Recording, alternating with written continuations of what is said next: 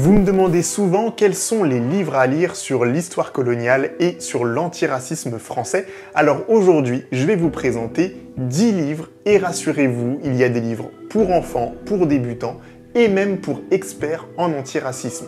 Bienvenue sur la chaîne Histoire Crépue, ici on parle d'histoire coloniale et d'antiracisme avec pédagogie et bienveillance. Si vous voulez soutenir notre travail, rendez-vous sur notre site histoirecrépue.fr. Et on commence tout de suite, voici 10 livres sur l'histoire coloniale et sur l'antiracisme.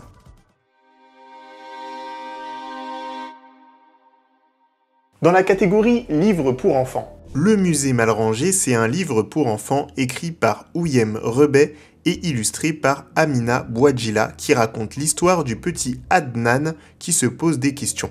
Il est en sortie scolaire au musée grandiose des brillantes personnalités qui ont grandement compté dans la grande histoire de l'humanité et il se rend compte que quelque chose cloche.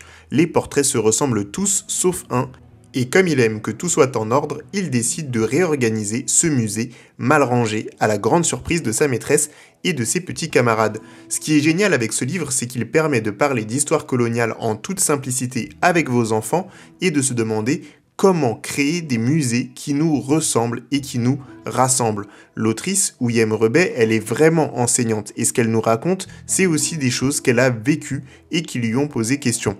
Comment on parle de colonisation à des enfants ? Alors offrez ça à vos amis qui ont des enfants en bas âge. En plus, le livre a été publié par la maison d'édition Shed Publishing qui fait un super taf. C'est elles qui ont publié mon tout premier livre avec Françoise Vergès, auto-promo. On enchaîne avec l'histoire des maisons volées, un voyage inoubliable en Palestine. Encore un livre qui va vous aider à parler d'un sujet difficile à vos enfants avec pédagogie et une grande bienveillance. C'est l'histoire des jumeaux Eldar et Elnur accompagnés de leurs parents et de leur cousin Kama qui visitent une exposition nommée L'histoire des maisons volées qui raconte l'histoire de la colonisation de la Palestine. Tout au long de leur visite, ils sont guidés par Rim qui leur explique cette histoire d'exil à hauteur d'enfants. Le livre a été écrit par Gouzelia Marisova, une femme musulmane franco-ouïghour qui est née et qui a grandi au Kazakhstan. Ce livre fait partie d'une série qui suit les aventures d'Eldar et Elnur partout dans le monde. C'était une manière pour l'autrice de faire résonner les génocides qui frappent le peuple ouïghour comme le peuple palestinien.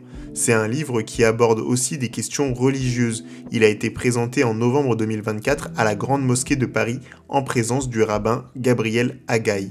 On continue avec Les icônes de Kimia, un petit manuel qui redonne à l'histoire africaine sa place dans l'histoire du monde. Le concept est simple. Kimia nous guide pour découvrir la vie de personnages africains importants, des rois, des reines, des politiques. Les textes sont simples et faciles à retenir et à la fin de chaque chapitre, un petit quiz nous aide à tester nos connaissances. C'est le cadeau idéal si vous voulez former de futurs fans d'histoire africaine. Et en plus, il existe plusieurs tomes. Le tome 2 et 3 sont disponibles sur le site web avec des figurines de vos icônes préférées.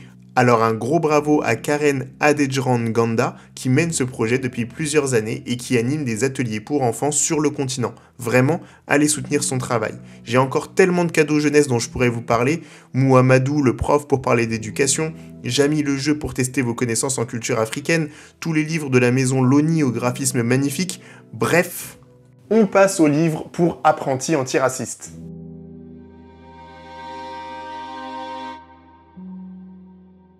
Décolonisons-nous, c'est un livre écrit par Franck Lao, le créateur de la célèbre page Instagram Décolonisons-nous. Avec son style tout en punchline, il nous mêle son histoire intime à la politique française.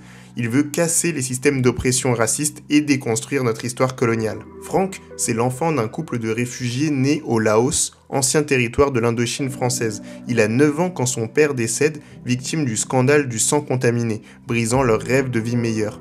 Élevé seul par sa mère, Franck se pose des questions. Au fur et à mesure qu'il donne sens à la perte de son père et au combat quotidien de sa mère, sa douleur se transforme en conscience politique. Franck est français, mais il est toujours étiqueté par les autres comme chinois. Il comprend qu'il doit remonter à la source d'un système d'inégalité, la colonisation. Décolonisons-nous raconte simplement la manière dont l'héritage colonial se manifeste dans la société française contemporaine. Ségrégation scolaire, inégalité sanitaire, violence policière, ça parle de Frantz Fanon et de MC Solar en rappelant que les populations non blanches sont avant tout des individualités aussi varié que fluide et qu'on aspire à la liberté. Vous pouvez entendre Franck dans plein d'interviews et de podcasts, et surtout vous pouvez suivre le compte Décolonisons-nous si ce n'est pas déjà fait. On continue avec la mécanique du privilège blanc, comment l'identifier et le déjouer. Ce manuel antiraciste vous donne toutes les clés pour comprendre ce dont on parle. Avec des exemples simples de la vie de tous les jours, Estelle Despris, la fondatrice du compte Semblant de Rien, nous explique comment sortir de la passivité et entrer dans l'action antiraciste.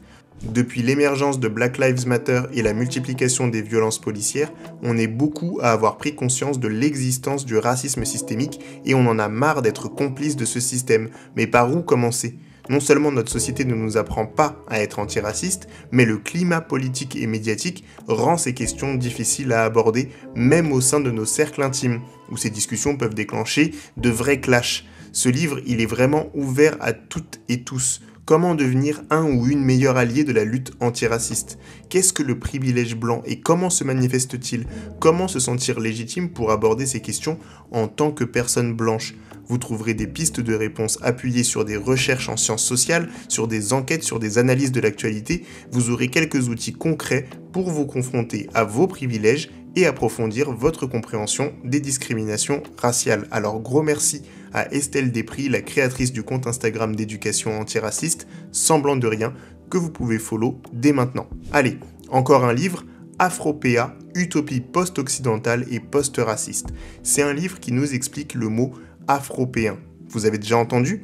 En gros, ce sont les gens nés en Europe, mais qui ont des origines africaines proches. Un peu comme les Afro-Américains, mais différemment. Des gens comme moi qui se sont construits en situation de minorité, ce qui détermine la perception de nous-mêmes et la solidarité entre Afropéens et Africains du continent. Comment assumer nos privilèges d'Afropéens ? Même quand on retourne au pays, est-ce qu'on est vraiment capable de se fondre dans la masse ? Est-ce qu'il faut le faire ? Pourquoi ne pas assumer l'Europe qui ne veut pas de nous ? Comment on arrive à s'ancrer dans nos différents pays de naissance ou d'origine ? Où et comment on peut s'impliquer politiquement ? Sommes-nous plus européens qu'africains ? On est tiraillé entre le bonheur de connaître plusieurs cultures et la frustration de n'être reconnu par aucune de ces cultures. Dans une France en pleine crispation identitaire, est-ce que les Afropéens peuvent être les inventeurs d'une société qui se débarrasse du racisme ? Plein de questions que pose l'autrice Léonora Miano, qui n'est pourtant pas afropéenne. Elle est née sur le continent, mais elle a des enfants afropéens, et c'est ça qui l'a forcée à se poser la question. Pour moi, ce livre a été une grosse claque, et même si je n'y ai pas trouvé toutes les réponses, j'ai eu le soulagement de voir que je n'étais pas le seul à me poser autant de questions. Et pour finir, les livres d'antiracistes confirmés.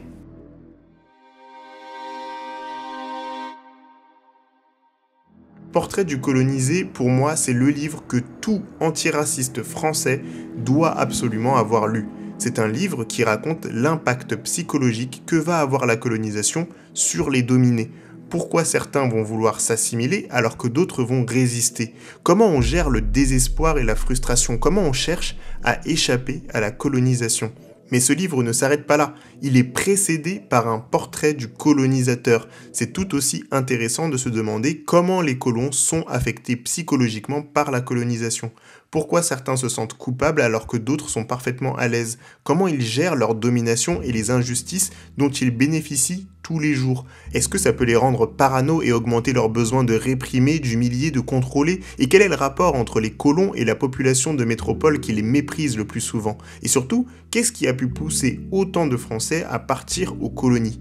Le livre a été écrit par Albert Memmi, un juif tunisien qui a vécu pendant la colonisation, à cheval entre les dominés et les dominants. À l'époque, les populations étaient divisées en fonction de leur religion d'origine. J'ai fait une vidéo sur le sujet. Bref, les musulmans étaient les plus dominés, les blancs chrétiens étaient privilégiés. Mais entre les deux, il y avait les juifs qui bénéficiaient d'une partie des privilèges tout en subissant des dominations. Albert Memmi écrit depuis cette position complexe. Il connaît aussi bien le colonisateur que le colonisé. Il est un peu des deux et je trouve qu'énormément de choses qu'il raconte résonnent avec l'actualité du racisme en France. Même en tant qu'Afropéen, je me suis reconnu parfois dans le portrait du colonisateur et dans le portrait du colonisé, un peu des deux, ce qui me montre que les choses ont changé, mais que les structures et les psychologies restent en partie les mêmes. Bref, ce livre est un classique pour comprendre comment le racisme fonctionne en contexte français. Il est court, il est simple, il frappe partout où ça fait mal, comme un massage un peu musclé, mais à la fin, ça fait du bien, alors allez le lire si ce n'est pas déjà fait. Ensuite, on passe à Peau noire, masque blanc, le banger ultime de Frantz Fanon. C'est le livre qui m'a fait devenir militant antiraciste, le premier livre politique dans lequel je me suis reconnu. Enfin, un penseur qui se pose les mêmes questions que moi. Dans ce livre, Fanon raconte son arrivée en France. C'était un psychiatre martiniquais qui n'avait pas encore conscience de la violence du racisme en métropole, un racisme qui lui saute au visage partout où il va. Alors il se lance dans une grande enquête psychologique pour comprendre comment fonctionne le sentiment de supériorité des Blancs et le sentiment d'infériorité des Noirs dans le contexte français.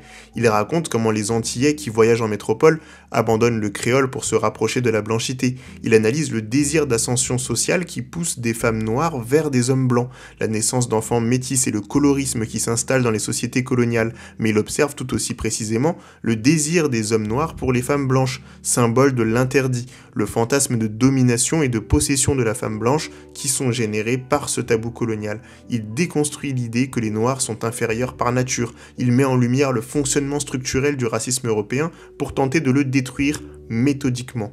Pour Fanon, nous sommes avant tout des êtres humains pris dans un système de domination tellement violent qu'il affecte profondément nos psychologies et nos identités.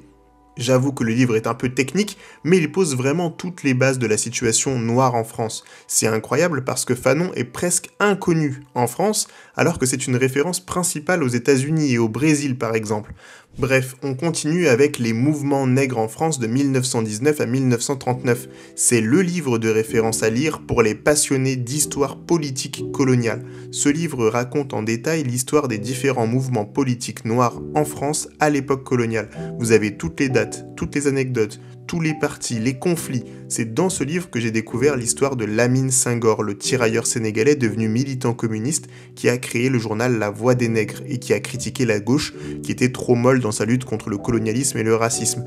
J'en ai parlé dans ma vidéo sur les tirailleurs. J'ai aussi découvert Thiemoko Garant Kouyaté, un autre militant noir qui s'est battu pour qu'un mouvement noir autonome existe en France. C'est vraiment passionnant si vous aimez l'histoire de la gauche, parce que c'est vraiment le débat classique pour savoir est-ce qu'il faut lutter en priorité contre l'oppression de classe ou de race.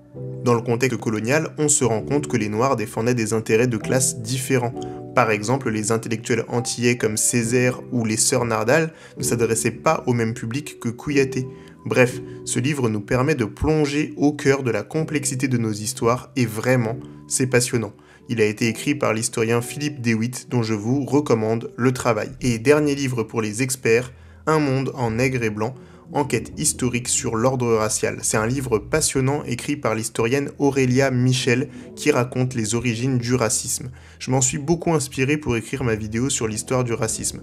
En gros, elle raconte comment les Européens vont mettre en place un ordre racial pour faire fonctionner leur système de plantation dans les Amériques et les Caraïbes. Pour créer une stabilité dans la société esclavagiste, ils ont lié leur statut social à la couleur de leur peau. Le blanc égale le maître, le noir égale l'esclave. Ça aurait pu se passer différemment, mais c'est vraiment un choix que vont faire les sociétés européennes esclavagistes de l'époque. Et c'est de cette histoire que nous héritons le racisme contemporain dans le monde.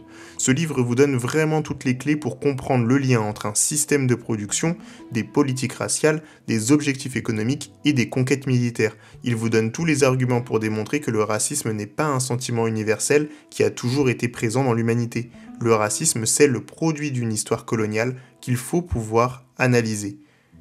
Voilà, ça fait 10 livres, mais il y en a encore plein d'autres que je pourrais vous conseiller, alors dites-moi dans les commentaires si ce genre de format vous intéresse. En attendant, voici un tout petit aperçu de livres complémentaires. S'aimer la terre de Malcolm Ferdinand sur l'histoire du chlordécone, L'idéologie raciste de Colette Guillaumin, un livre essentiel pour comprendre l'origine du mot racisé, et Un jour je suis devenu arabe de Anas Daïf, Kif Taras comme le podcast de Rokhaya Diallo et Grasly, et Sous les strates de Lou Ève qui raconte des réflexions sur l'adoption internationale. Mais on s'arrête là pour aujourd'hui. Merci encore d'avoir regardé cette vidéo. C'est la fin de l'année 2024. Grâce à vous, la chaîne Histoire Crépue a franchi une nouvelle étape. On a dépassé 150 000 abonnés sur YouTube, 200 000 sur TikTok et sur Insta. Merci à toutes les personnes qui nous soutiennent sur le site histoirecrépue.fr. C'est comme ça qu'on survit. C'est le plus beau des cadeaux. Grâce à vous, on va pouvoir transformer Histoire Crépue en un véritable média antiraciste. On revient en janvier avec de nouvelles vidéos et une belle énergie. En attendant, prenez soin de vous, bonne fête et à l'année prochaine sur la chaîne Histoire Crépue. Ciao, ciao, ciao!